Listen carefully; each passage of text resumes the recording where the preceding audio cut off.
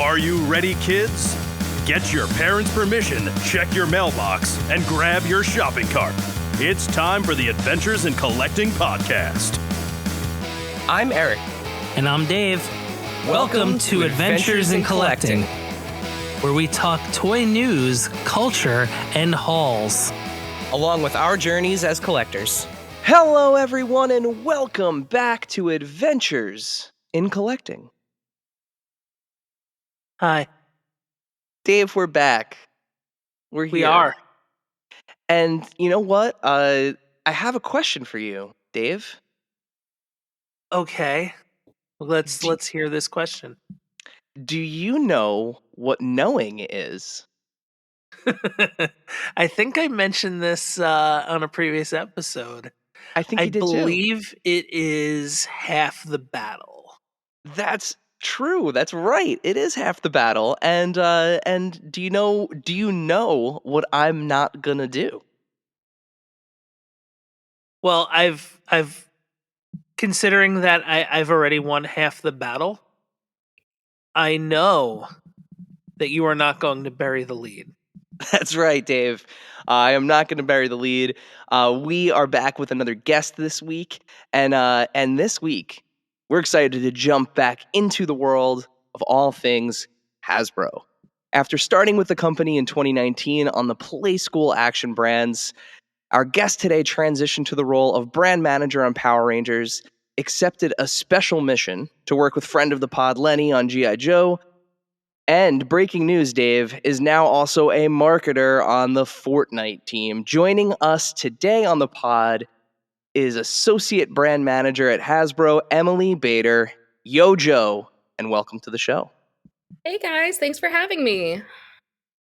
It is our pleasure, and as on that late breaking news, congratulations on your new hat to wear. Thank you. Congrats. I'm very, very excited about it. So while we already have the interview structured for G.I. Joe and Power Rangers, this just means that we're gonna have to have you back on again in the future to do some Fortniting. Perfect. I know a lot about Fortnite now, so I'm really killing it. We clock in quite a few hours. I've learned so much over the past 6 months. Yeah, Dave, actually, I think you play more than I do now. I think I was on earlier. But anyway, before we get into all of the kind of meat and potatoes of the interview here, before we get started, we ask all of our guests, as this is a show about collecting, what are you currently collecting, Emily? Yeah, so I thought I'd kind of let you guys pick which one you wanted me to elaborate on. I kind of looked around my house. I was like, all right, and ask me this question. What do I collect? So these are your 6 options to have me talk a little bit more about. So option number 1, cycladic idols. Option 2, vintage Pyrex bowls. Option 3, Harry Potter books in foreign languages. Option 4, seashells and sea glass. Option 5, fancy handbags. And option 6, cats. Huh. I know, right? Which one are you going to choose? I know that we're talking about toys, so I kind of wanted to throw in something weird at the beginning. Dave, do you have a preference? I mean, if option A isn't coming up at the end, then let's talk about it now. Oh, yeah. Any of them can come up at the end. It's your choice. You can pick any of the 6 to show up now and any of the 6 to show up at the end. I think I got to go with option A, only because I don't know what it is. Yeah, I would like to learn more. I love this. Okay, so as a little bit of backstory about me, I did my undergrad at a liberal arts college. And, as many of us, when we're 18, didn't really know what I wanted to do with my life. But my first term, I ended up taking 2 classes that I really liked. One was a sociology class, and one was a class about classical studies, which is basically the study of the ancient world, mine mostly focused on ancient Greece and ancient Rome. And I ended up I have degrees in both classical studies and sociology, but cycladic idols kind of pertain to the classical studies part. So cycladic idols were these marble statues that were created in the Cyclades, which are this kind of island chain around Greece, from like 3000 to 1000 BCE. Typically out of marble. We think that they were probably also some made out of wood, but they're kind of like, most of them are standing figures, but they're really simple. It's like kind of an oversized head and a body. And the majority of them that you see are figures that are standing with their legs together and their arms kind of crossed over their chest or stomachs. And the crazy thing is, we don't really know what they were for. So they show up everywhere in like grave sites that people have found. They show up in like towns that have been excavated, but nobody is entirely sure what their purpose was. So you see idols that are standing, you see idols that are harp players, you see idols that are seated, you see them with cups. And so for me, it's like this kind of really cool mystery that's about them. But also, fun tidbit, in the Victorian era, they were like really cool house decor. And so a bunch of people went and robbed graves in the Cyclades, took all the Cycladic idols and sold them to rich Victorian people as house decorations. And since then, they've kind of made their way to museums, but we have no idea where their origins are.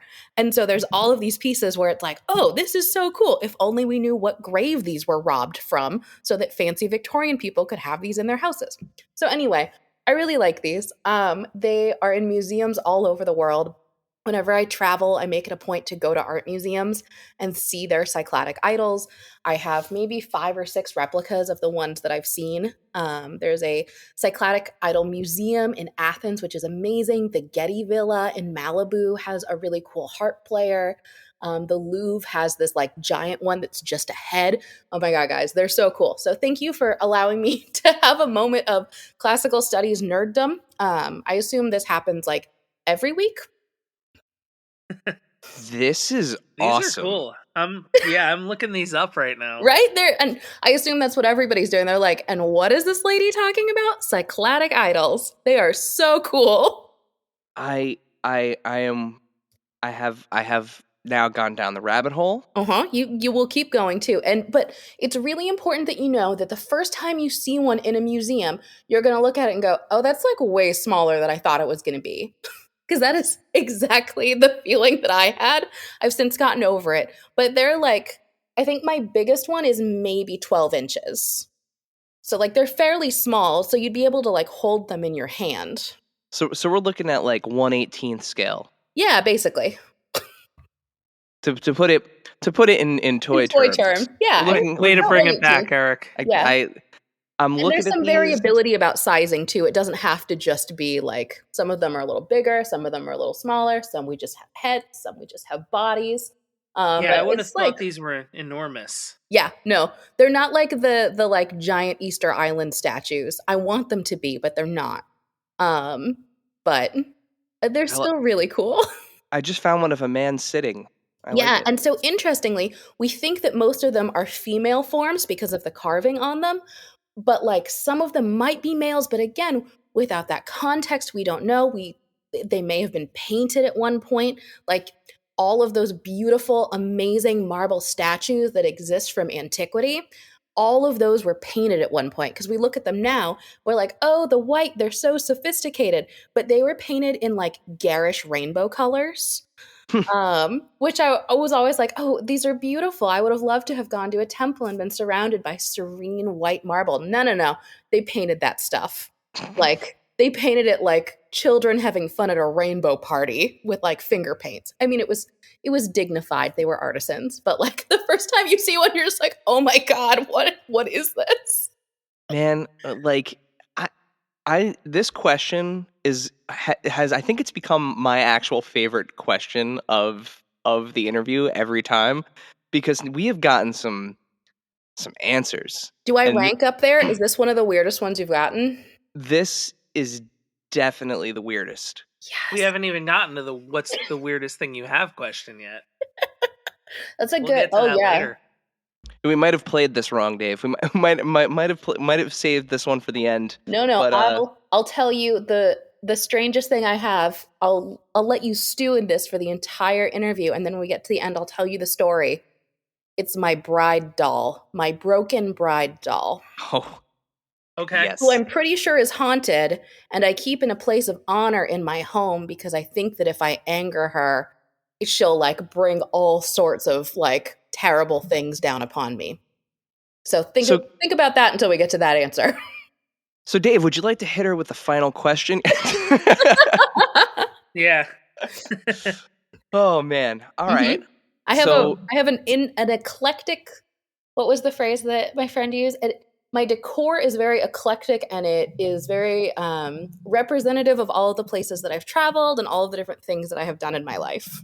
I love that. I mean, that's what a collection is supposed to be. Whether it's action figures or cycladic idols or a Yep. box of doll eyes, it's supposed to represent who you are. So Hey, that's she only awesome. has 2 eyes, and they are attached to her head, so it's not necessarily. But I did have, when I was on Power Rangers, I had, they come with all of the extra parts and all of their hands, and all of their extra heads, and I definitely had a bowl of hands and heads for all my Power Rangers. I It was a still little have creepy. I have a fishing tackle box that's filled with various Oh my god, that's so appendages. smart because then it's organized. Mm-hmm. All the left Ooh, hands, all the right hands, that's skin really color. nice. I might Yeah. take that idea. That's good. I do love I anything that I can like go to the Container Store for is like really up my alley. Oh man. All right, Dave. Let's head into the world of Hasbro here. Yeah. So tell us how you found your way into the toy industry and to Hasbro. Yeah, so I have kind of an unorthodox background for the toy industry. So, as I mentioned, liberal arts college, degrees in classical studies and sociology. And so, what does a nice West Coast girl do with her liberal arts degree? She works at nonprofits. So, I worked in the nonprofit sector for 5 years. I was the program manager for a program for high school students at the Science Museum in Portland. Worked in marketing at a little boutique theater, and then I found myself at a cat shelter and I worked on the floor, worked my way up to being in the development and communications office, and got to start doing some marketing things. It was a really small company. I had never really taken a business class before, but I knew that I was really liking what I was doing. And there wasn't really any upward mobility because of how small the company was. So I decided I was going to go to business school. But one of the things that I was really like internally struggling about was feeling like I was going to be a sellout in business school because it had always been so important to me to, give back to the community and do something that was really going to make an impact on the world. So when I got to school, one of the things that they started having us, research companies that we may want to interview with and work for.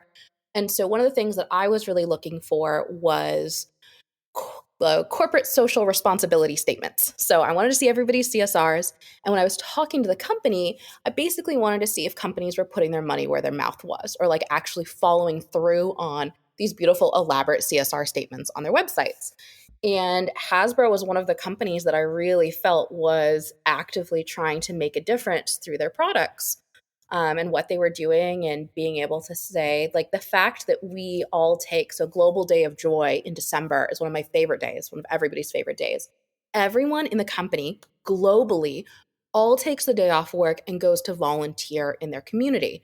And I just think it's so cool that a company is willing to shut down operations for an entire day and that the goal is to have everybody in the company out volunteering. So it's like literally everybody, like all of the C-suite is out volunteering, all of my team is out volunteering, and it made me feel so good.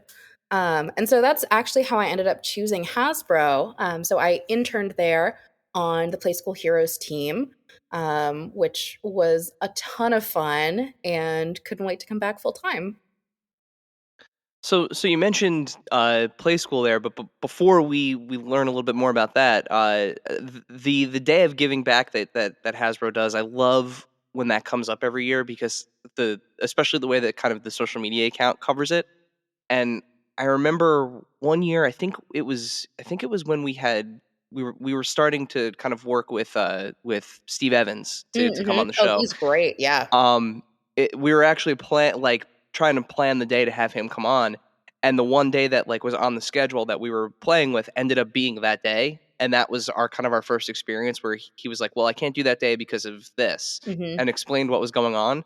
And then we saw the pictures on social media and, like everything that you guys were doing. And it really is a really, really cool program that I feel like not a lot of people know about. Like Hasbro should be very proud to do something like that. Yeah, it's Yeah. pretty amazing. And there's this huge kind of emphasis on giving back to your community. So we have all of these opportunities for like getting matched with nonprofits in our areas, so like that our skill sets can help, which is like a non-global day of joy thing, but that we can do all year round.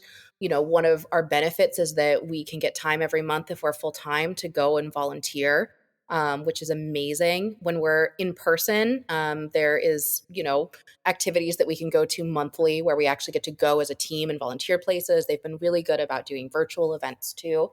But it's one of the things that I just think is so cool that like a company that's this big cares that much about making their community a better place. It's amazing. So going back to play school there, as an intern, you had the opportunity to work with a bunch of different licenses under play school, since they work with so many different licenses. What were some of the things that you learned, in that process? Yeah, so for those of you who don't know, the now defunct Play School Heroes brand was the basically preschool action brand. So it was the preschool lines for, I always have to count them on my hands because I forget, for Star Wars, Marvel, Transformers, Power Rangers, and Ghostbusters. And so this was really like my first corporate work experience, which taught me so many things. But I think one of the really amazing things was that I got to see all of the subtle nuances of how all of these different brands worked. So like what appealed to these consumers didn't necessarily appeal to these consumers. And I was there right as we were kind of transitioning sizes of products. So we had been doing kind of smaller figures. Maybe 3 inch. I want to say 3 inch. They were little friends. And we're moving to like a 5 inch and a 10 inch for preschool. And so it was so cool to kind of get to watch. The 10 inch were the Mega Mighties, which are kind of these chunky figures. They were $9.99. They were great expressions. And we also did Ultra Mega Mighties, which were like slightly fancier ones. I think they were like 12 inches maybe. But they were just like these chunky, great expressions that little hands could really get a hold on. They were great for like crash and bash. The colors were amazing. They were all these like really kind of friendly preschool designs where, if you had like a whole wall of them on your shelf, which I definitely did at my desk, it made you feel good about having these as your toys. And honestly, like I just thought it was so cool. And so that was really one of my first deep dives. And I think it was really there that one of the things that's really important to me is I love learning and I love asking questions. And it was so cool to be around all of these different people with these different skill sets. One of my favorite things was sitting and watching our product designers work because they could see something in their brains and then it could like magically appear on the screen in front of them, which is just not a skill set that I have. I can make you the best stick figure you've ever seen in your life, but like my that's not how my brain works in terms of like making ideas happen.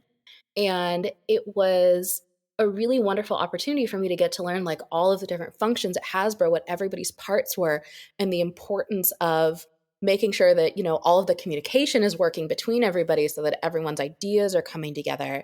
And it was an amazing experience. I absolutely loved it. And then we did coffee and ice cream train after lunch. So like the team would hang out at lunch, and then at 1 o'clock, we would all start banging our cups and we'd all walk down the hallway to get coffee and ice cream after lunch and then walk back and go to work. And I think about that sometimes when I'm at home by myself working from my home office and at 1 o'clock go and get ice cream. Sorry, that was a long-winded answer, but I learned a lot of things when I was an intern, and it was a really great opportunity. It's always so interesting with the kind of core kids lines, or or even the preschool lines. It's so interesting to see characters and properties kind of translated into those more kind of like simple figures. I mean, the things Yeah. that we grew up with playing, right? Like even something like the modern Marvel Legends that Hasbro produces, right? Like they have the Titan series and the other core kids lines that like attach to the movies and everything. And it always gives me those kind of like old school like Kenner vibes. They always have like the fun extra accessories and play features and all the things that are taken out for kind of like the collectors or collectible market, because when you're a kid you want your figure to fire a giant foam rocket at You want the something. And storytelling like that, and being able to immerse yourself in that world is so important. And I think also to an extent, we focus on that a lot on the fan focused brands too. Like we, especially with like the heyday that toy photography is having right now, everybody wants to be able to tell their own unique version of their story with their toys. But I think that it's so amazingly cool to see all of these different interpretations of the same figures, because nobody's pictures look the same. Everybody has different ideas of what they want things to look like and how they can bring things to life. And it's art. It's an amazing artistic expression, and it brings the entire team. It brings everybody at Hasbro. I'm just going to go ahead and speak for the entire company. So much excitement to see how people are interacting with our products and how they're really making them their own. So prior to diving into the trenches with the Joe team, you worked on Power Rangers. How did that opportunity come your way? Yeah, so I graduated from business school in spring of 2020, which you may remember was at the very start of the pandemic. So you can imagine like not a lot of jobs to be had. So I hung around at home. I volunteered with a couple of organizations virtually. I logged like 400 hours in Skyrim. And and one day I got a call from Joe, who ended up being my boss, saying that he had John Firestone on the Power Rangers team needed to go on paternity leave, and they needed some help. And my boss on Play School Heroes had recommended me as somebody who might do well. And so I interviewed and started on the Power Rangers team. So I truly lucked out. Thank you so much, Shannon, for the recommendation. Shannon, who is currently leading up Spidey and Friends and is an amazing human and toy marketer. I'm so lucky to have gotten to learn from her. But I truly, truly lucked out for the opportunity. And it was interesting because the lease on my house was up in New York. I didn't really know what I was going to do. My parents said, come, how long is COVID going to last? Just come back to Oregon for 6 months. You'll figure it out. And so I actually got the job offer right as I was moving back to the West Coast. So I did it all virtually, working East Coast hours from the West Coast, which meant I was waking up for meetings at 6 a.m. People were very nice. They usually didn't schedule meetings that I had to present at until like 7 a.m. my time. So it was kind of them. But working on Power Rangers was amazing. It was my first real introduction to fan product and how passionate our fan bases can be and how enthusiastic and how vocal they are about the products that they want and what they think we're doing well and what they think we could be doing better. And it's so cool to kind of get that feedback in real time about your products and being able to say like, all right, so this worked, this didn't work. What do we want to do next? How can we make this a better experience for our fans and our consumers? But it was really cool on Power Rangers. One of the big differences between Power Rangers and G.I. Joe is that Power Rangers are screen accurate versus G.I. Joe is kind of like this mishmash of so many different iterations of these characters and then Lenny's like amazing brain of modernizing all of them. And so it was really interesting to be able to say, okay, well, so on this Ranger, his shoulder pads, they don't have shoulder pads. Ignore that. I said that in one of my first Fan First Fridays, the first one I ever did in October. It was a Power Rangers one, and it was, I think, like, we revealed maybe an Astronema, and she had like this cool body armor on, and I called it shoulder pads. And I was like, look at her cool boots. I was talking about it like it was a fashion thing. Dancing feet, right? Dancer ballet feet? It was Ballet King feet. Sphinx. He had ballet feet because of how great his ankle articulation was. I actually have him sitting on my shelf right now. That's really funny. Everything comes back to Power Rangers, guys. But what was I talking about? Oh my gosh, screen accurate. Versus just kind of the Yes. realizations and different versions. And so it's been really cool to get to work on brands that are kind of both ways, where on Power Rangers, we spend a lot of time looking at very grainy still images from 1993 for product. And we try, the team is so amazing. Loretto working on Lightning Collection and Jordan working on Kid Product are absolutely slaying it on all of the Power Rangers stuff. I don't know if you guys have seen any of like the Dino Fury stuff that's been coming out, but they're doing great. Yeah, that core Yeah. kids Dino Fury, like the thing with the color changing, Yes. Yeah. Chroma Fury bananas. Saber. Mm-hmm. Like I still am not quite sure how that actually works, and as a Magic. kid I literally would, my jaw would be on the floor. Yeah. I got to do one of the early test rounds for the Chroma Fury. So they sent me, so I was living in Oregon. So I get this package that's like an early test model of this thing. And one of my jobs is to figure out, all right, what does this work on? What does this not work on? So I'm going to the store and I'm buying all of these different textures of things and all of these different colors and scanning all of them and sending all of these messages to our engineers. I'm like, okay, so it works on this kind of beach ball, but not on this kind of beach ball. Or it works on this couch, but it doesn't work on this couch. And I seriously can't believe somebody paid me to do it. It was so cool. And I am wildly thrilled with how the product turned out. It was absolutely amazing. It definitely a highlight. Well, I mean, you want to talk baptism by fire? Power Rangers is that's a rough one to start. And full disclosure, like my knowledge of my like breadth of Power Rangers knowledge kind of ends when that first movie came out, like the one with Ivan Ooze in it. With Ivan Ooze. You mean Yeah. your Power Rangers knowledge is from 1993 to like 1995? Pretty much. Okay, perfect. Pretty much. Got it. Because that's when I watched it. Like Yeah, I was the that makes right sense. age. I only knew it from you. Yep. So Yeah. And I was the right age for it. And then by the time the movie had come out, I was already hop, skipping, and jumping onto something else. Yeah. The next big fad.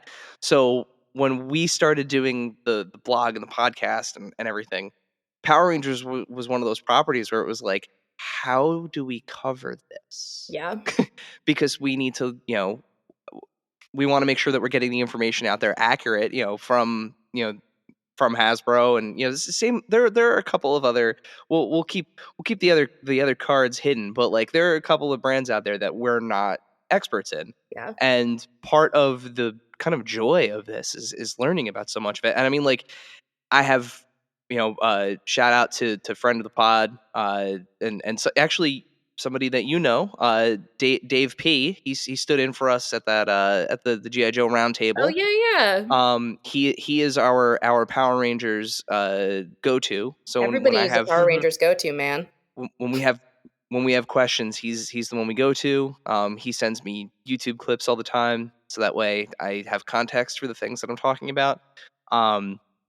Yeah, well, we'd be lost without Dave. So shouts to Dave. And I think it's Yeah. one of the things that's also really cool about Power Rangers is that depending on when you were born and it really depends on like what seasons you watched as a kid, and those are the seasons you have the strongest affinity for.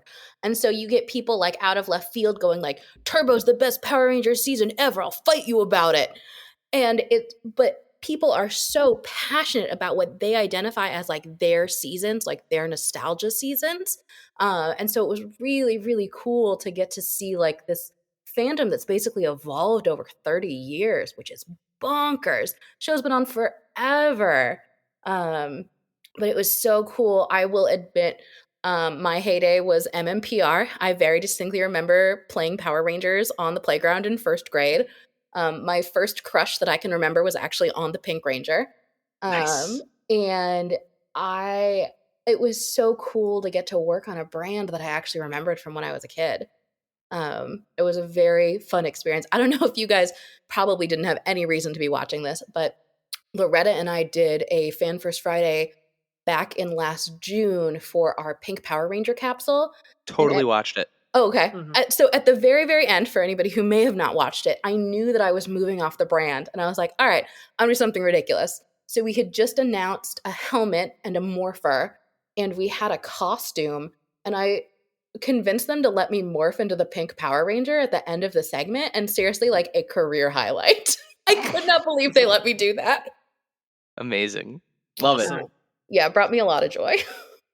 So moving from Power Rangers onto your current role, the GI Joe brand is easily one of the most cherished and storied in toy history. Arguably one of the most important too. So, what are some of the challenges you and the team face leading a brand like GI Joe into 2022 and beyond? Yeah, I think that one of the very cool things about G.I. Joe, much like Power Rangers, is that we have all of this history to draw from on the brand. And you have hundreds and hundreds of established characters who have been in TV shows and movies and comic books. And that there are so many different kind of versions of these characters that exist along the way that sometimes I think we get a little bit bogged down in character selection. And we're like, oh my gosh, but there's like 100 characters that we feel are like A level that we need to include immediately. And how do we kind of pare down and what makes the most sense to include together from like a storytelling perspective? And I have learned so much from the team in the last 7 months. I am so lucky.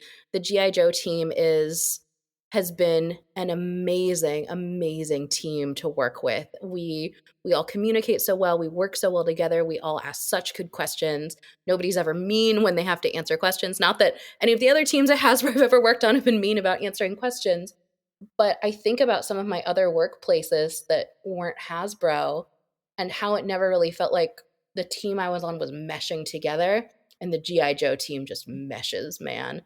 Um, and so I think that we have a lot of fun working together, and it results in these amazing conversations about where we can evolve the line. And it's so cool to get to be kind of one of the shepherds of the brand and get to help figure out how, like everybody who grew up in the 80s, like Real American Hero, those 3 3/4 inch O-ring figures, like that's their GI Joe. And kids who grew up in the 2000s, had modern era retro, like that's their version of GI Joe. And you have, Renegades, and you have Six Sigma, and you have the live action movies. And so just like with Power Rangers, depending on where you grew up, you have different nostalgia touch points. Or some kids may have never watched the TV show, but religiously read the comics. Mm-hmm. And so it's just so cool to have so much amazing history to draw from. And so I think going into 22 and beyond, as we've said, we love getting to kind of deep dive into GI Joe history, but still getting to bring a little bit of that modern edge to it, has been really amazing. So how do we respect the history, but bring it into the new millennium, which is a So phrase that I haven't said since like 2000. So you're welcome. Y2K. Yep. Oh my gosh. Speaking of, Y2K fashion is like really in for spring, guys. Oh, Just to put it out there. Yeah.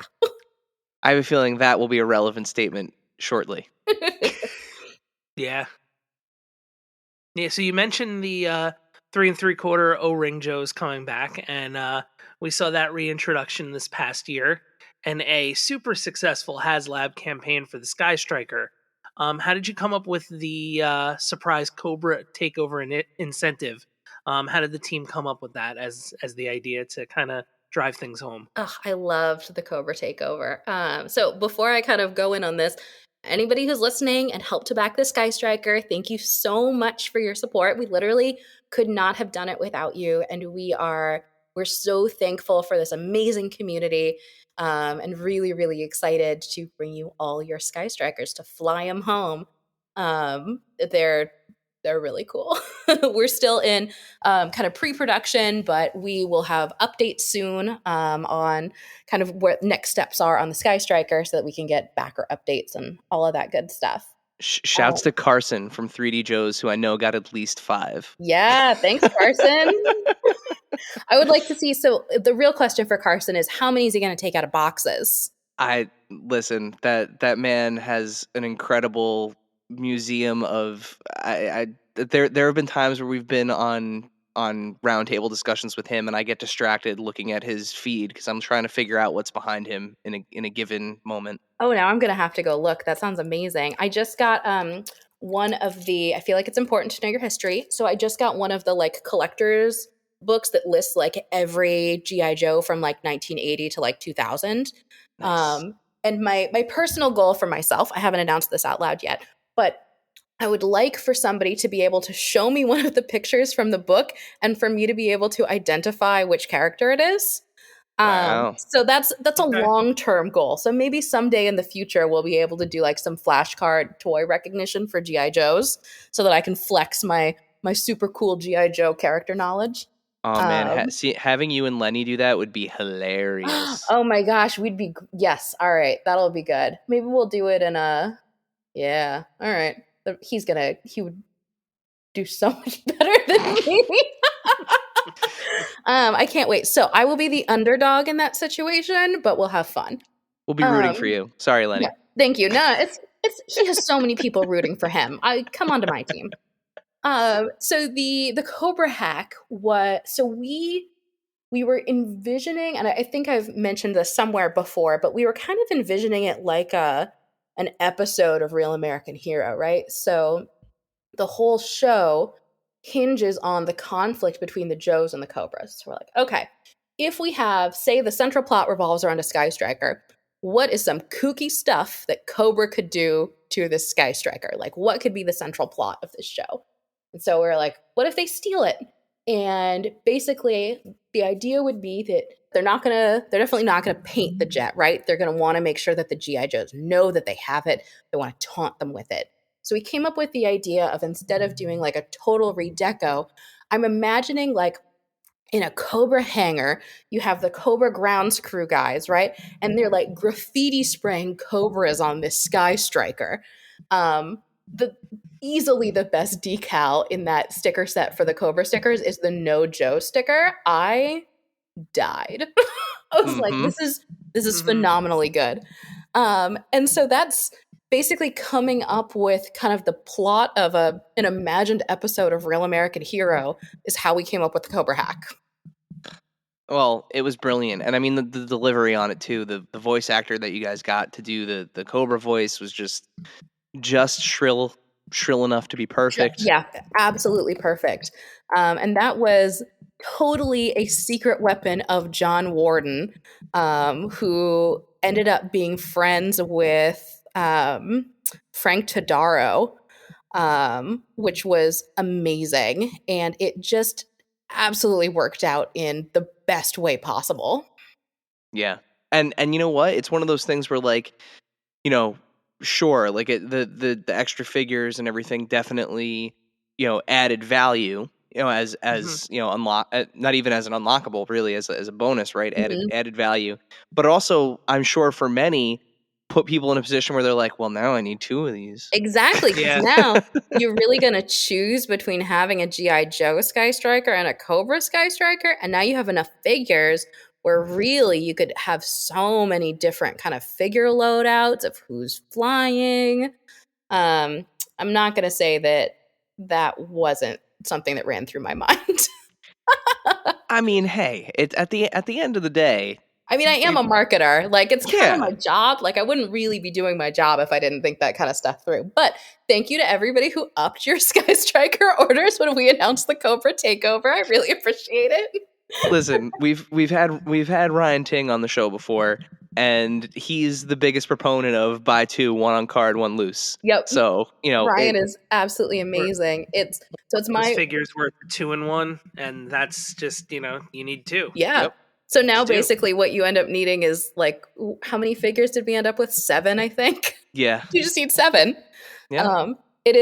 It's my personal policy at Hasbro that I support all of the HasLabs that the teams do, because I know how much work goes into these and how much effort people have, blood, sweat, and tears, metaphorically, on the blood, probably not on the tears.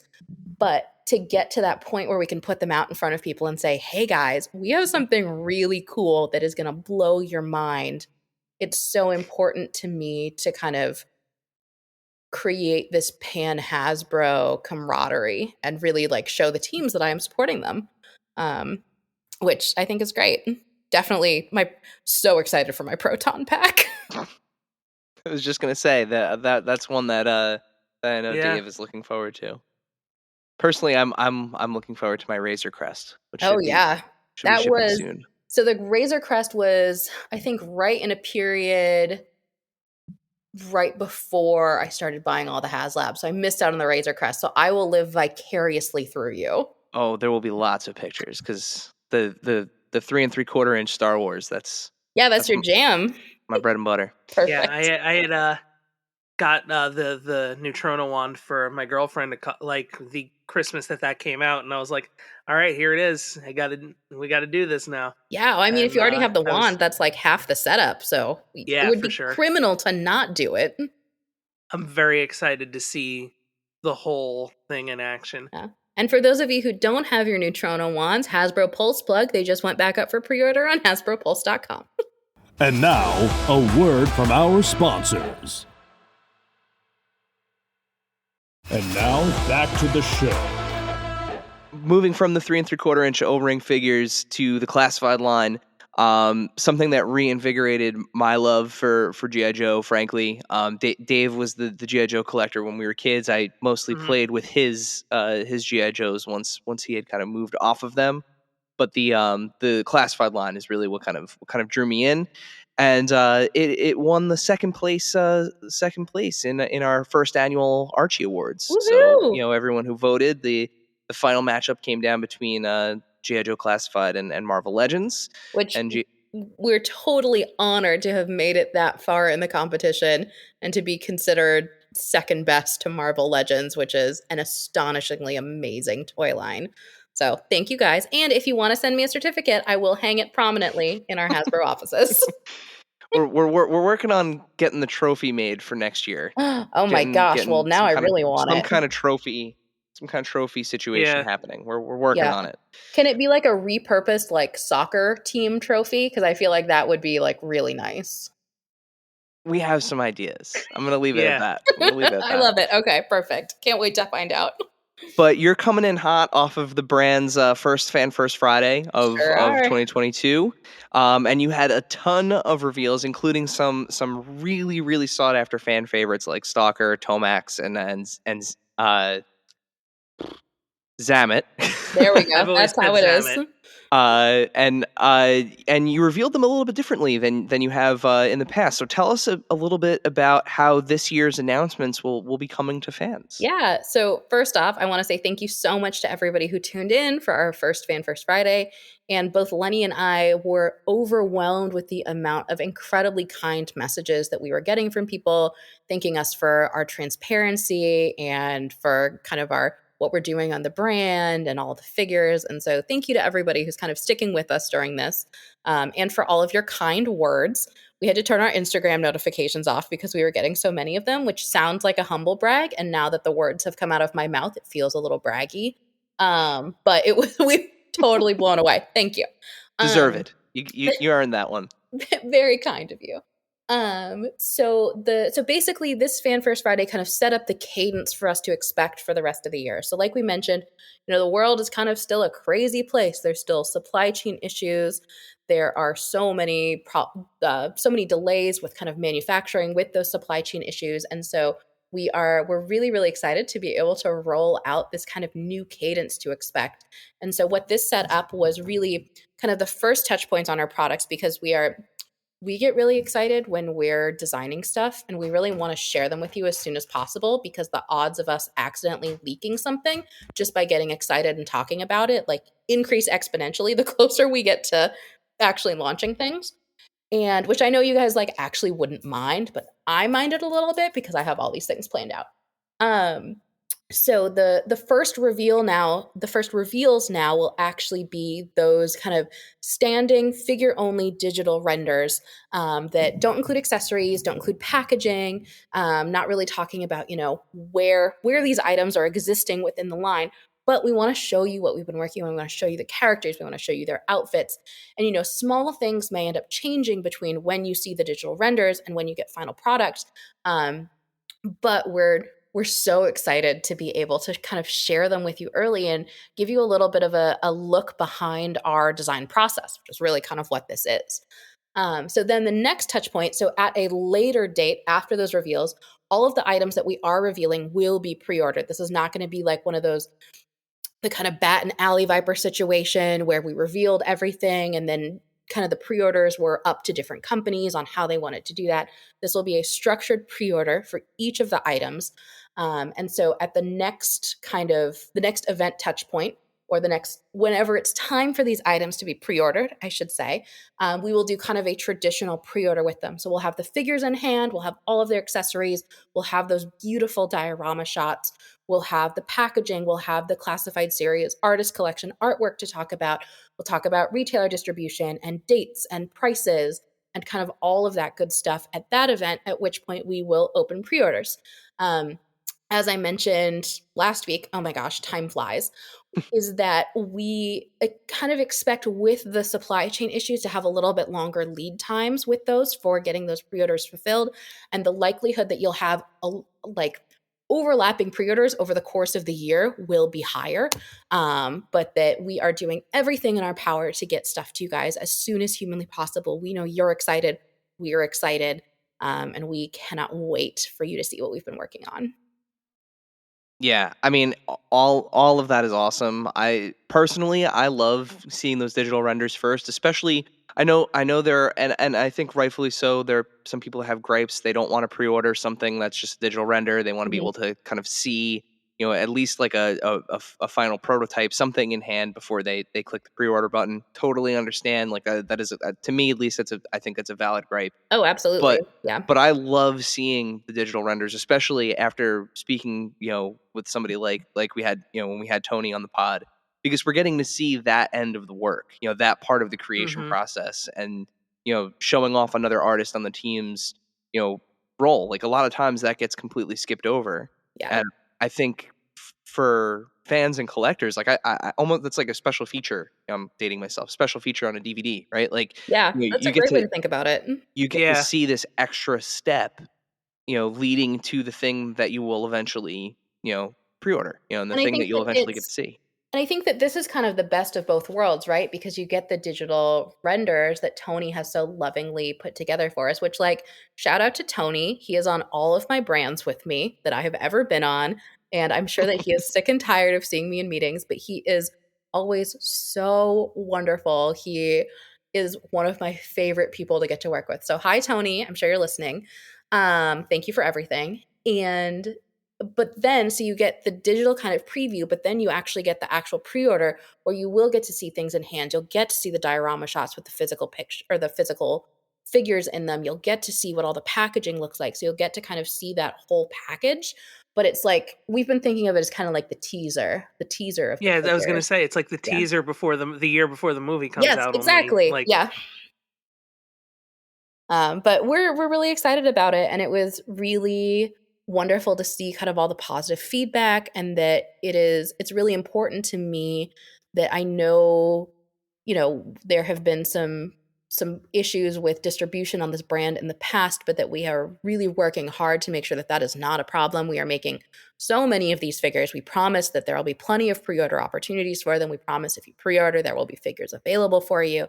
But that it's going to be one of those, as I had mentioned before, a trickle instead of like a huge hit of figures for a lot of these.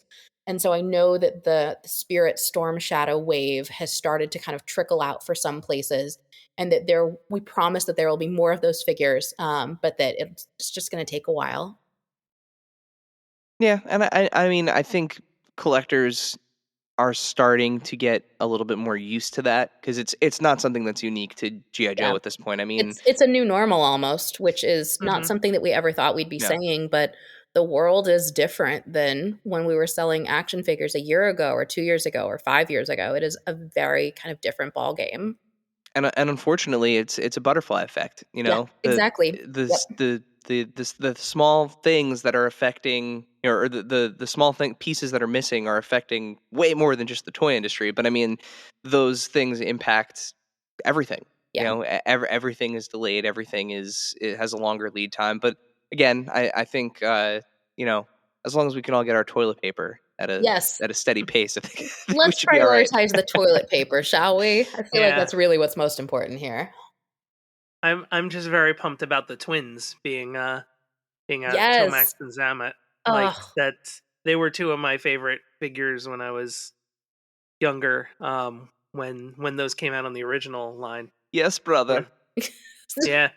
They're just like in the very first episode. So full disclosure on this, I don't remember if I mentioned this at the round table, but I did not watch G.I. Joe growing up, and the first time that I ever watched a cartoon related to G.I. Joe was the Community episode that they did, G.I. Jeff. That was a G.I. Joe spoof. And so I went back and watched it again after I started working on the brand. I was like, oh my God, this is so much funnier this time around. Because for those of you who haven't watched it, the whole premise is that like the lead character of Community is going through a midlife crisis. He's turning 40. And so they turn into a G.I. Joe cartoon. And basically what happens at the very beginning of the episode is, the Joes are fighting against the Cobras. I don't remember if it was Destro or Zartan or somebody, but G.I. Jeff ends up shooting them. And it actually, in Real American Hero, nobody ever gets hurt. Nobody, unless you're a bat, but that's okay because you're a robot. But it actually, killed him. And so the whole rest of the episode is basically this tribunal about how nobody's supposed to be able to, die in this universe and how it's a safe space. And so they end up, the real Joes and the real Cobras end up teaming up against the G.I. Jeff Community team. And it's way funnier now that I know what's going on in the brand. I thought it was funny the first time, but it's downright hilarious now. And so when the teams team up, they go, yo, Joe, bruh. And so every time I go, yo, Joe, I'm always like, no, don't say yo, Joe, bruh. You're going to embarrass yourself. So that's my plug to go back and watch that old episode of Community. Yeah, that needs some revisiting. Yeah, it's I think that I know that it got kind of mixed reviews when it came out, but I think it's hilarious. That's peak humor for pop culture right there for G.I. Joe right now. And it poked fun of us in a way that I think is really wonderful, that we as a brand are in a place where we're like, yeah, we can make fun of that. This is really great. Anyway, you named the crocodile. That's that's it right there. The crocodile. That was all Lenny. Lenny's responsible for Fiona. Lenny is responsible for Fiona being called Fiona, and for the babies, what are they? El Diablo, and the other one has a very normal name. I love that big New Jersey man so much. Yep. And Fiona is one of the first figures.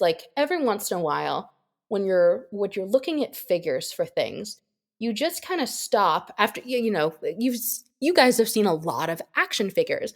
And every once in a while, you just kind of stop and you go, oh my God, that's amazing. And it's something that you've never seen before, or it's something that's new, or there's some new technique. I had that same feeling the first time I walked into the model shop and saw the shark from the Fortnite line. And I was like, oh my God, that's amazing. But that is the exact reaction I had the first time I saw Fiona. 12 inches long, just hanging out. I was like, oh my God, this is an amazing thing that we have created. And I think that that's a really magical moment, because when you're kind of working on things day in and day out, you're like, are people really going to like this? But the reaction that we saw to Crocmaster and Fiona was out of this world. And basically the consensus is that it's Fiona with a bonus Crocmaster. Fiona steals the show. So full disclosure, when I was talking with Lenny prior to that, way prior to that announcement, and we were just talking offline, and going over some of the characters that we loved from the original line, and I he totally did not give anything away. He was a steel trap, but I mentioned how awesome a Crocmaster figure would be in the classified line, and I didn't even mention a crocodile. I was just thinking the deco and the way that the kind of modernization, how awesome Crocmaster would be. And when you guys announced that, I gasped, because I was like, my favorite G.I. Joe, it's happening. And then I was like, but look at that crocodile. Yeah. I literally was like, yeah, Crocmaster would love to. I want to see the crocodile, because when you guys put out the Snake Eyes and Timber 2-pack, I was going to say Timber. Yeah. It was the same thing. It was like, oh cool, this wolf comes with a free Snake Eyes figure. Neat. Cool. Bonus. Because this really cool wolf with a bonus wolf head. Because we don't see articulated animals like that. Like Yeah. in any really in I mean I guess like 3 3/4 inch Star Wars like has had some really cool like beasts and aliens and animals, but like they're out of this world, right? Like there are these super fictional crazy alien monster things. We don't get like 1/12 scale animals. Yeah. And And I one of the think really cool things is that they're so kind of relatable that I'm a really big proponent of mixing your action figures. mhm. I do not think that you need to keep brands separate. I like the weirder the combinations of things, the happier I am. But like Timber, Wolf, Fiona, Crocodile, so easy to mix with other brands and really kind of add that to like your dioramas, to your shelf setups. And I think that that's also one of the really wonderful things that we've been doing in the line is so many things are not necessarily like hyper specific to GI Joe.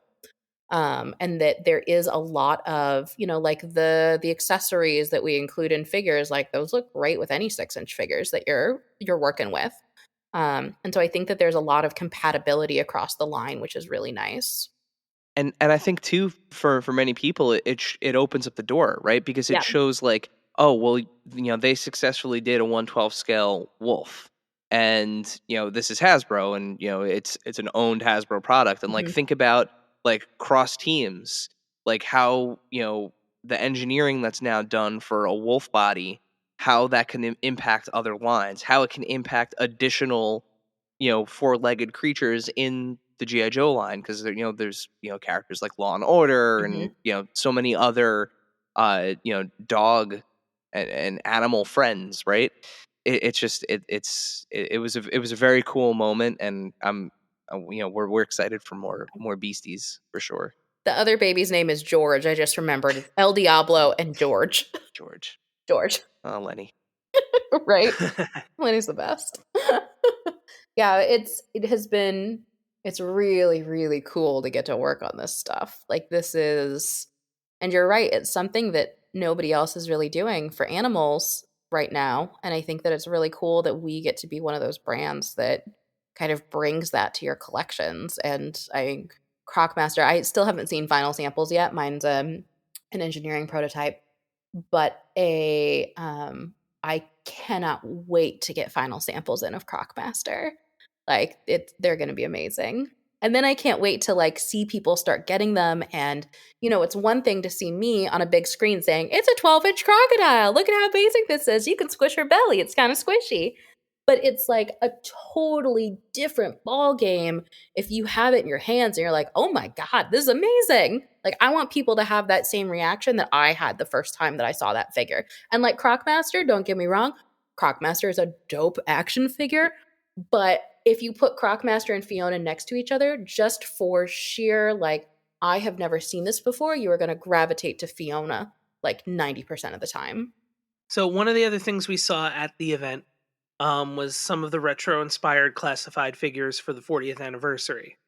Will there be more announced for the anniversary, and when can we expect to hear more? Well, gosh, we have a lot of really amazing anniversary kind of programs planned. And so I mentioned kind of briefly in the last Fan First Friday, we are going to be doing our big 40th anniversary kickoff event at the end of February. We should be able to announce that date really soon, but kind of everybody should get stoked. We're doing some really cool stuff. And it's not just Hasbro product, which is really fun. So we're really bringing in like our entire brand activation. So it's kind of a well-rounded event, which will be very, very fun and excited for everybody to get to learn more. I know that that's like really mysterious, but I think that everybody, trust me, you'll be pleased. What I can say is there will be product reveals and there will be product pre-orders that activate that day. Awesome. Yep. So we do have some questions from in our Q&A from our the members of our audience and some of our followers on Instagram and whatnot. However, before we get there, we have a short game to play with you. So we know that you have an eye for fashion. It's something that we've mentioned already that you like to call out on figures and characters, as you're kind of describing them and showing them off and revealing them. So we thought we would play a quick round of this or that. the action figure fashion edition. So in this game, Dave and I will go back and forth, and we'll give you a choice of 2 characters, and you are going to tell us which character has the better look headed into spring 22. I can't wait. Very excited. I hope there's some Y2K fashion choices in there, since that's what I know about. Oh, we've got some violently colored figures. Hey, Bold is in for this season, so that may work out for them. They could be the winners. All right, Dave. Do you want to go with the first one here? Yeah, I could start. So our first one is Goldar or Pudgy Pig. Ooh, okay. So Fringe is really kind of king going into 22, so there's kind of a lot of movement. And personally, I think that Pudgy's kind of weird gladiator hat situation is a little more evocative of a Fringe, especially like in a bold color. Goldar's wings are really nice, but kind of a darker tone. That gold isn't really popping the way that I'd like. So I'm gonna go with Pudgy for bold color choice and Fringe-like gladiator hat situation. Your next one is I was not expecting that answer, and I'm. Was that like way more thoughtful than you thought it was going to be? Yes, and I need a moment to recover. All right, so your next one is Destro or Prophet Director Destro. I'm not going to lie. Prophet Director Destro is one of my favorite action figures that I've ever seen, and there is no way that a flaming pile of money is out of style. Or like, is that cheetah? Is it leopard? It's definitely a dead cat cape. And as much as I am against the killing of cats, I'm going to assume that it was a leopard and or cheetah that died of natural causes and was made into his cape. And so I'm going to go with flaming pile of money, Prophet Director Destro. That figure is awesome. All right.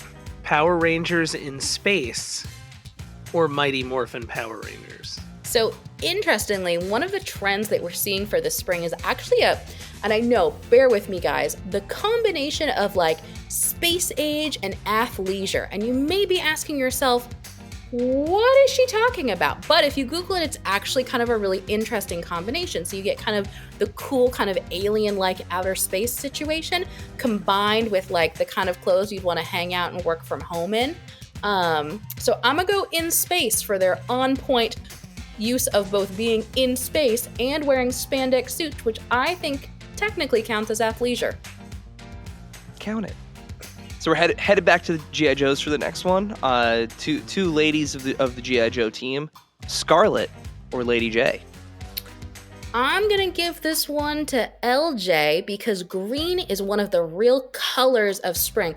So you're gonna see kind of bold pops of green in shoes, especially accessories, and even full outfits. So Lady J is definitely on trend with that bold green look. All right. The best fashionable pet companion. Fiona or Timber? So to me, Timber feels very winter. Timber is like, I'm gonna curl up with my pet wolf in front of my fireplace and read a good book. But Fiona says Florida. Fiona says optimism, sunshine, which I think is really what we need heading into spring. It's been a long winter. Let's kind of celebrate with that feeling of optimism and being outside, which is really an ironic thing for me to be saying about a figure that comes with a meat hook to hold your crocodile's mouth open with. But I'm gonna go Fiona. Next up is Rita Repulsa or Astronema. So this one I'm torn between because they both are really representative of two big trends right now. So oversized, Rita Repulsa is actually doing great with this kind of caftan muumuu situation that she's got going on. And if you kind of look at the coloring, her feather collar kind of a vibe is actually a little bit of that green tone in a bold color. So really she has the green accessory and the oversized. Astronema, 1980s are making a big comeback right now. So we're seeing a lot of the kind of the opulence of the 20s and the 80s coming back in two different ways. Remember how I was talking about fringe with Pudgy? So you see the fringe coming in from the 20s and you see kind of the neon colors and like the just over the topness of the 80s because everyone's been wearing sweatpants for 2 years. We want to feel a little fancy. And Astronoma's wig collection is one of the strongest hair games in the Power Rangers universe. And so I think for just sheer amazing hairstyle situation, I'm going to go with the 1980s and give it to Astronema. Dave, you're up next. We have Snake Eyes or Storm Shadow. So interestingly, one of the big trends, you know how I've been talking about, bold, white, bold colors, a lot of neons, a lot of like those kind of vibrant greens. Other trend kind of going in the opposite direction is kind of an all monochromatic white look. So we're really feeling this kind of evocative bridal sense. So like a lot of lace, we're seeing a lot of the kind of the handcrafted techniques coming back, quilting, embroidery, kind of crochets, chunky knits. And so while Storm Shadow isn't exactly in a chunky knit ensemble, he definitely is an all white, which is a little evocative of that bridal trend. So I think I'm going to give it to Storm. Wow. All right. Storm Shadow gets it for a bridal trend. So, somewhere, someone is really angry, and I'm... And I'd like to hear them in the comments. Yes, please. All right, our last one, and this is actually my favorite of the bunch. I cannot wait, because there's so much going on with both of these figures that is just bananas, like bananas There choices. The Alley Viper, or the I need goggles for my helmet Cobra Island Viper.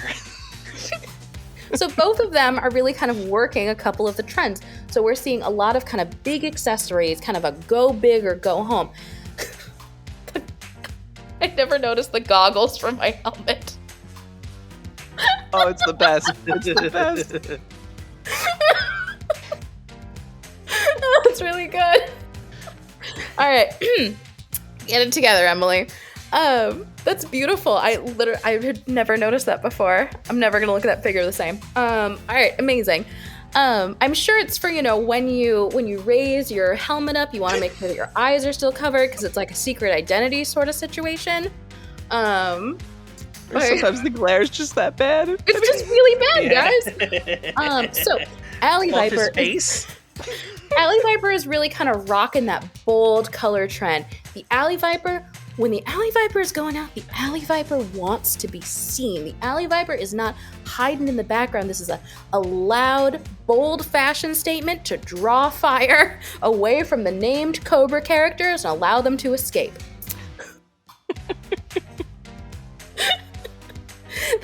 Cobra Island Viper, also bold fashion statement. Those red accessories on point for this season. That overabundance of accessories, including the goggles for his helmet, on trend for this season. You know what? I may declare this one a tie. I'm not sure I can choose who is rocking this trend better. So for our final, this is a tie. Oh man, you get it. You get the round of applause. Thank you for taking us down the plastic red carpet. Thank you. I would love to do this again sometime. That was a lot of fun. Somewhere Joan Rivers is laughing at all of this, and, and that's it's just making me very happy. I'm going, you interpreted the trends wrong.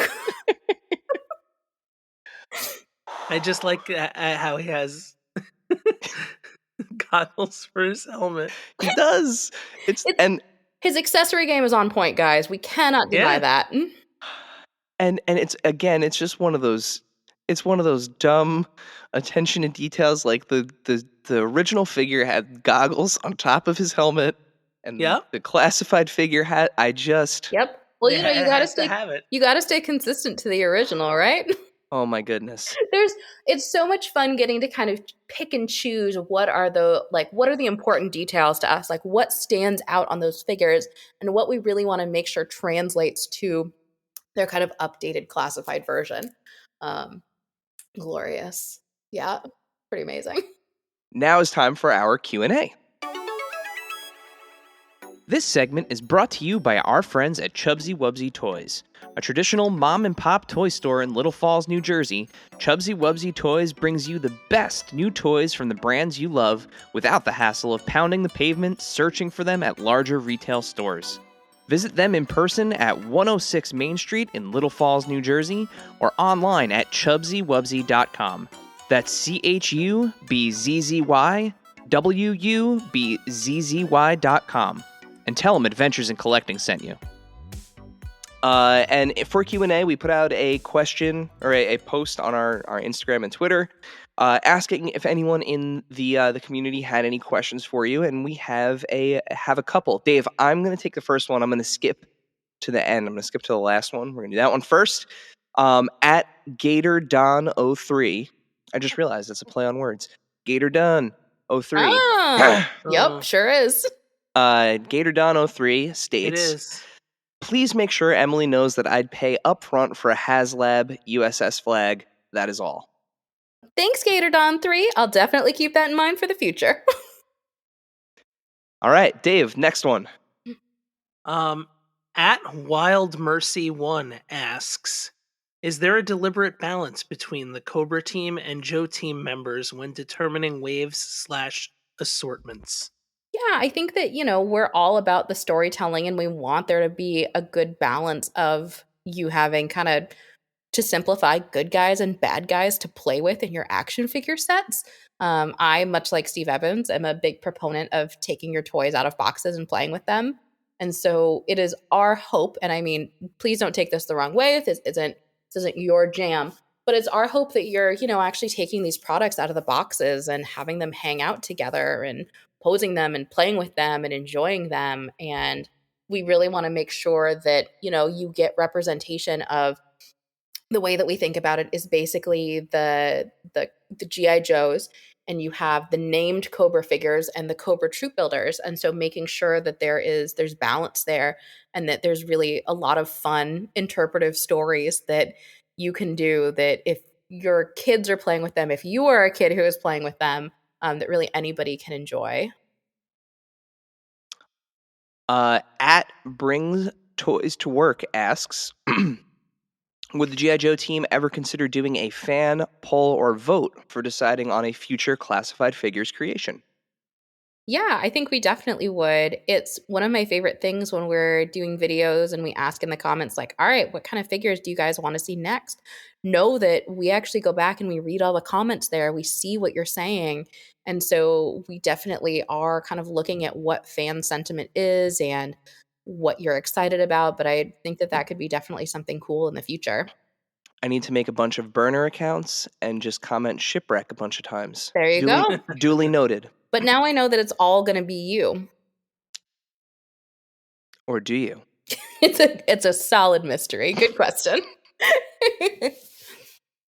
Yeah, just when I thought you let the cat out of the bag, you didn't.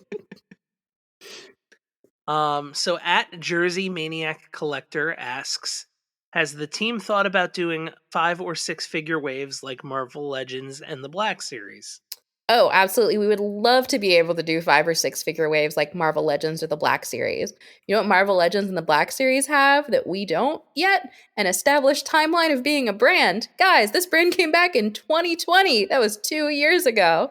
So we have every intention of continuing to grow the brand and expand it. And someday we would love to be able to do 5 or 6 figure waves like Legends and Black Series. The number of products that they're able to put out and have their fan collectors be so excited about all of them is amazing, and we really hope that we can get there as a brand someday. But right now we are a baby brand that is growing, that we're excited about, but I think that we're probably still a little bit off from doing the big 5 or 6 figure waves.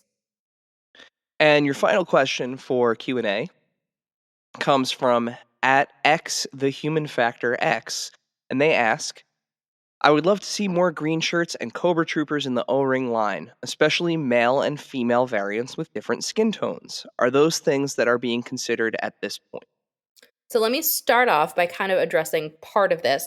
So I am a huge proponent for adding additional diversity to the line. I think that and that comes into account a lot of the times when we're doing our character selection. We want to make sure that we are representing to the best of our abilities as many different groups of people as humanly possible. So you'll definitely see that coming into play more with our 2020 line and our 2023 line. And we're really excited about some of the things that we have planned. I think you guys will be really excited too. But those kind of things are absolutely being considered. We want to make sure that everybody is represented in both classified series and O-rings. And I think that the ways in which we are figuring out how to accomplish that will be will be really great for collectors to see. But that, everybody deserves toys, even if it's something as silly as a troop builder that's an O-ring figure that look like them, that they can see themselves in. The first time I picked up one of the Scarlet figures, one of the first figures that I had, and she had freckles. I went, oh my gosh, I don't remember the last time that I had a doll with freckles. I actually do remember the last time. It was an American Girl doll that my mom had custom ordered with freckles so that I had a doll that looked like me. And I know that that's a very small piece, but it was that moment of, I see myself in this. And I think that that is something that is so important, especially for kids who are growing up, to be able to see themselves reflected in toys, and to see themselves reflected as, I am normal. I am, there are other people in the world that are like me, and I am perfectly perfect the way that I am, is so important. It's also important when we're adults, especially important when we're kids. And so definitely look to start seeing some additional kind of diversity within the G.I. Joe line going forward. And to add on to that, like, G.I. Joe is an extremely diverse brand. It is one of my favorite things about it is that it is both the G.I. Joe and Cobra teams are these mixes of people from all around the world who are coming together, and there's no magic in the G.I. Joe universe like there is in Power Rangers, right? Like, these aren't people who have magic powers bestowed upon them by a floating head in a tube, not to diss Zordon or anything. The people in this universe they're very, very good at what they do. They are incredibly smart. They are incredibly skilled. They have worked really hard. And so I think that there's a really amazing message here where it's all of these very smart, very talented people who are coming together from all over the world to work together to accomplish goals, whether that is, world domination if you're a Cobra, or to prevent Cobra from dominating the world if you're a Joe. But I think that it's so cool to see, there's nobody who gets told, no, you can't be a Joe because you came from here, or this is what you look like. No, that's not how it works. And I think that care was especially evident the way that you guys handled the release of Spirit and Freedom.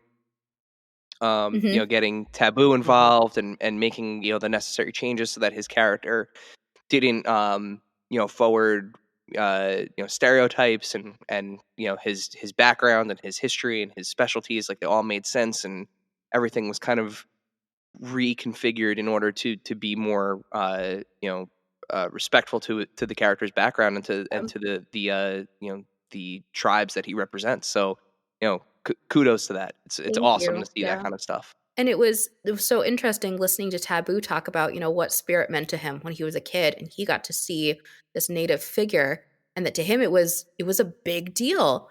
And I think a lot of people feel like that about when they see figures that are representative of themselves, their communities, of things that they identify with, and how heartbreaking it is to see that and then have, like, the biography be kind of a stereotype, or there to be things that are like a mismatch, kind of a mishmash of different cultures that don't necessarily go together because maybe at the time there weren't resources to figure out, exactly how to isolate these things. We did a lot of stuff before the internet. But I think that we're in such a wonderful place now where, we have the resources. We are a globally connected world. And if there's something that you don't know, there's always somebody that you can ask. And we can make things better, and we can make things better and more inclusive experiences for people. And I think that it's something very small that I think that we can, I'm not going to solve the world's issues by making our G.I. Joe figures from the 1980s more inclusive and more respectful of cultures. But I think that, it can make a big difference to some people. And that's really wonderful to get to be part of. Sorry, that's my diversity and inclusion spiel. No, it's super important. Mm-hmm. And Dave, I forget who said it to us, but somebody in the comments, maybe a friend of ours, I don't recall who, and I'm disappointed that I forgot, but they said to us, you have to remember, every toy is somebody's first toy. That's beautiful. I love that. And especially when it comes to something that's in a situation where, like, a kid with a Native American background, maybe that spirit figure is going to be his first toy. Like, can you imagine the impact that has? And like, yeah, in the scale of like global, problems and everything that's going on in the world, that one little victory though is going to make that kid so happy. And that's something that I feel like we're always trying to remind people, especially like, when a figure is a common figure is re-released and it's a repaint or a repackage. That figure isn't for everybody, but it is going to be somebody's first action figure. Yeah. And that's something that we have to keep reminding ourselves. These are toys, and they do make an impact. Yeah, they're for everyone, and it's good for everyone to be represented by them. That's the goal, right? Yeah.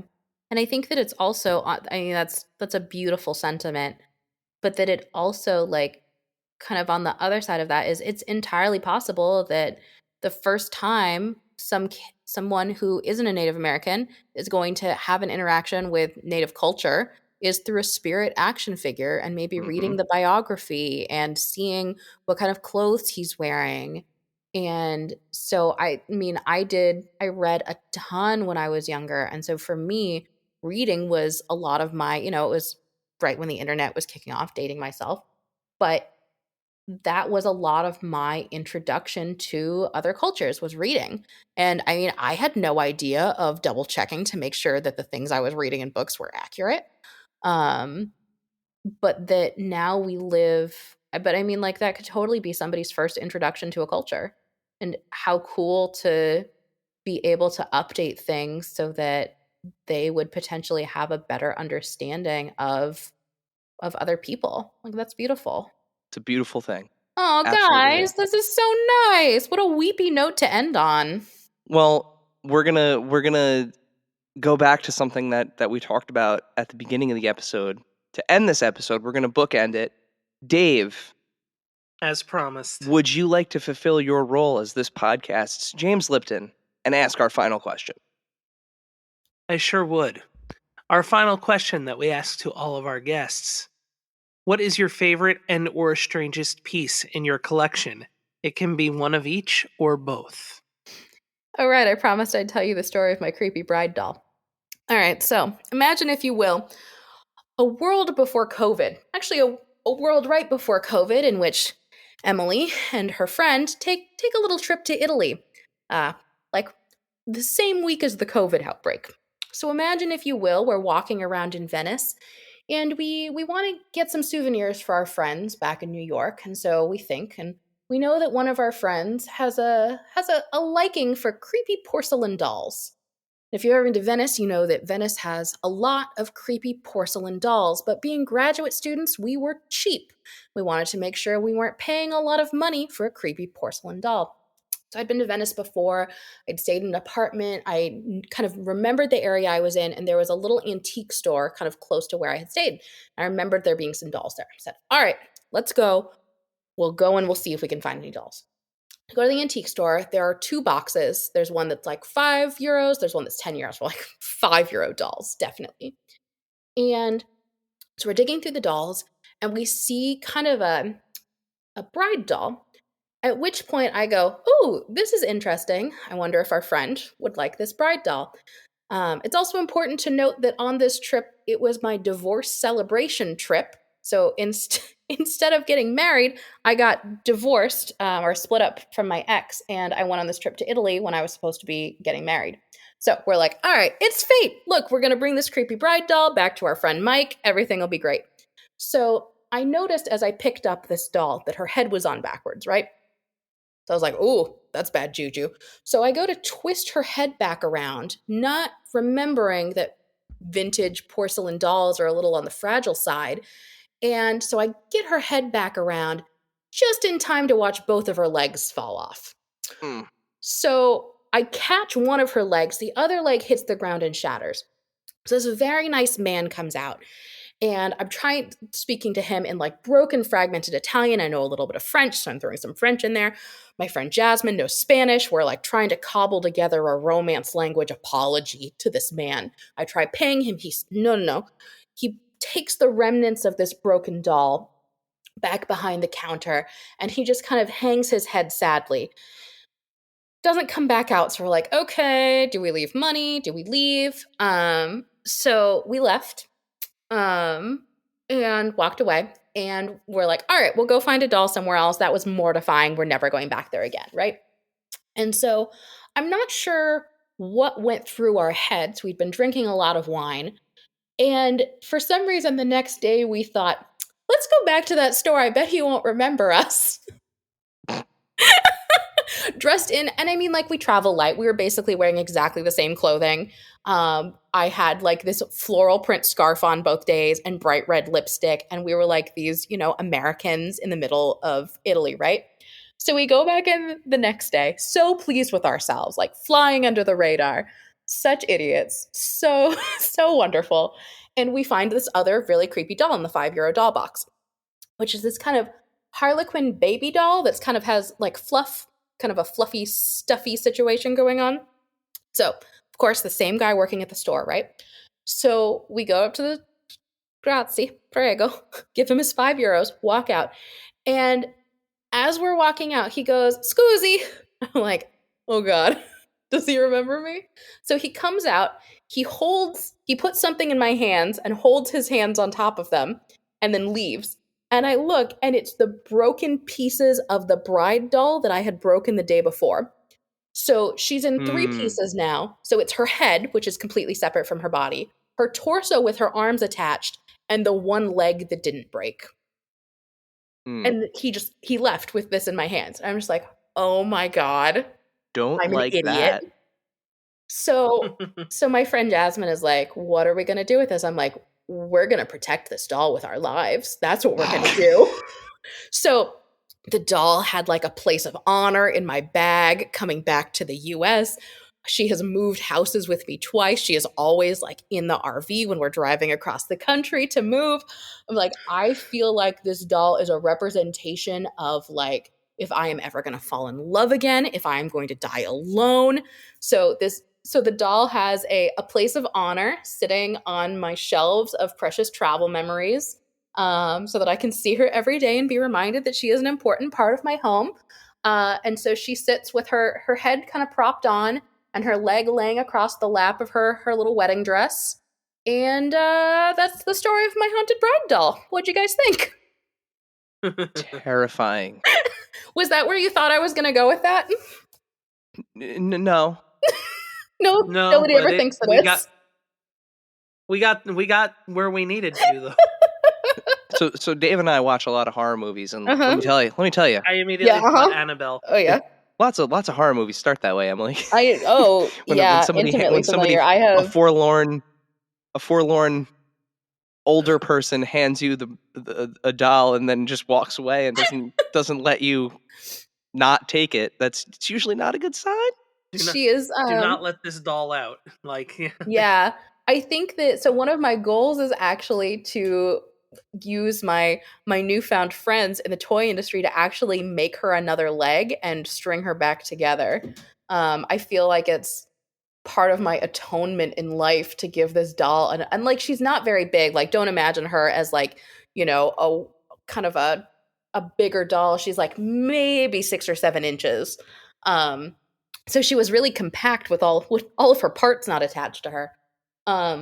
But she is truly one of the creepiest things I own. This is a job for Lenny. Lenny can do this.